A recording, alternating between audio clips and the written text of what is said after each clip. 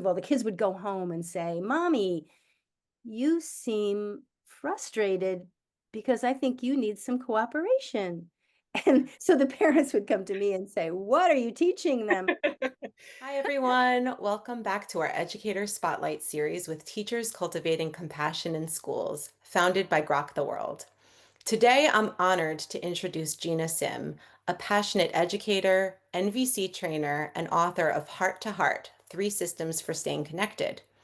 Gina brings decades of classroom experience and a deep commitment to helping children and teachers navigate communication with empathy, clarity, and care. Her work empowers educators to create nurturing learning environments rooted in connection and emotional intelligence. Thank you so much for joining us today, Gina. Thank you. Can't wait. Yeah, cool. So, my first question for you to get us started, can you share a little bit about your journey and what drew you to nonviolent communication and this approach to education? So yeah, as a teacher, I had quite the journey, as all teachers do. I'm retired now, but for 30 years, let's say 20 of the 30 years, because the last 10 years is when I started creating this, I call it a infrastructure for compassion. Hmm. But before those first 20 years, I was always feeling like there's got to be a better way here. This is too hard. How do we um optimize what is already there, obviously, in these innocent beings, Hmm. um, to create a classroom environment where everybody's basically getting along. Like why aren't they just basically getting along? Yeah. And I had a great school that I worked in for many years with good colleagues, and we would sit around at lunch just saying, talking about this every day Yeah. and trying all kinds of different things as teachers do, Hmm. because we're given a lot of different tools. And but none of the tool, they're just a tool here, a tool there, and there's nothing that unites them. And so anyway, the last 10 years, I discovered nonviolent communication, and an educator, an NVC person who was also a teacher, and came to my community and gave a workshop. And Cool. I was just like, "Oh my God, Yeah. I think this is it." Yeah. That sounds familiar. Yeah. We went into breakout groups. They were all teachers Yeah. too. So, and we were all asking the obvious questions, like, what do you do when a kid throws a chair and runs away? Yeah. That's, you go to the extreme version of Hmm. behavior. Um, and every response was just like, wow, this is worth thinking about. And anyway, I was in a breakout room, and we were given these empathy cards, and we were asked to give empathy in a group of three, and Yeah. it was my turn to receive empathy, and I had these feelings cards, and I Yeah. I put them in two categories, the, Yeah. the feeling that applied and that didn't apply, and Yeah. just going through those, I was like, this is like therapy. Yeah. This is like self therapy. I haven't even spoken. I'm just making these two piles, and, then, it went from there. I mean, then, of course, the needs are even more powerful, but that was the beginning of my NVC journey, Mhm. and for the last 10 years, I was really committed to creating something that was gonna make a difference. Yeah. Amazing. So I did, and then people said, "Write a book," and I was like, "No, no, I don't write books." And how did that turn out? Right. Well, once, Mickey Cashtan, she's Yeah. been my NBC mentor. She really pushed it. Yeah. She had this whole thing called leveraging your influence. And if you really want to have an influence, you got to do things that make influence. So, Yeah. Yeah. she really pushed me. And once I started writing it, it was like, oh yeah, I'm just writing about what I'm doing. And Yeah. I broke it down into these three systems, and that's the subtitle of my book, Three Systems for Staying Connected. Amazing. Well, I'd love to hear more about your book, Three Systems for Staying Connected, and anything else that you're working on that you're passionate about. I live in a co-housing community. Hmm. I don't know if people know about co-housing, but it's based on the European village, starting in Denmark. Denmark is like the happiest country in the Yeah. world. I don't know if Yeah. people know about this, but they do amazing stuff. And that's one of the things they created, these communities that now we have all over the United States. And so I live in this like little village, and we have different committees that we call circles. And in those, there's all kinds of, there's the buildings and grounds circle, and there's the community life circle. And Yeah. I'm in a circle called care and counsel.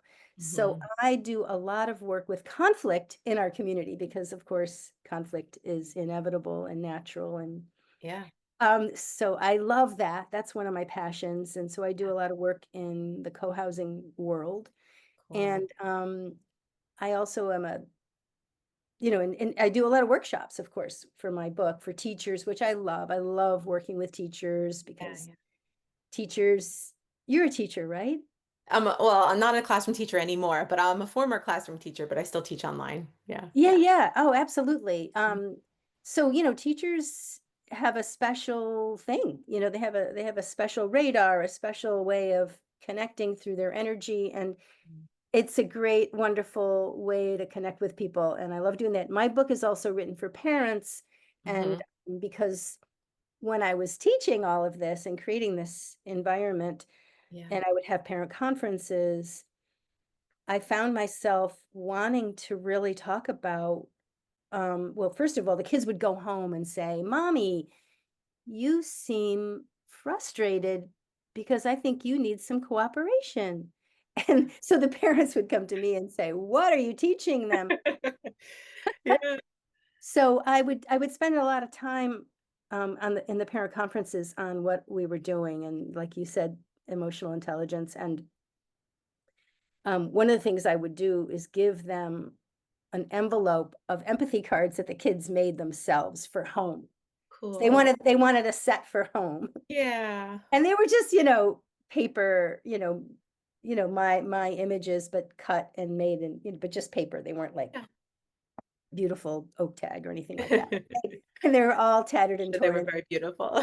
They were great with colored and, like that. Yeah. Anyway, I went through the empathy cards with the parents, and just doing that, just talking about how the empathy works and this whole idea of not fixing and just listening.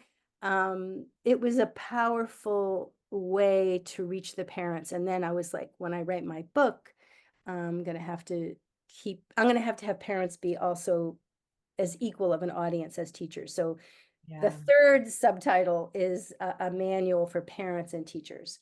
Yeah. So Wow. Heart to Heart is the title. Three Systems for Staying Connected, a manual for parents and teachers. Amazing. So yeah, I have a lot of passions. Coaching, I love Yeah. coaching Yeah. people.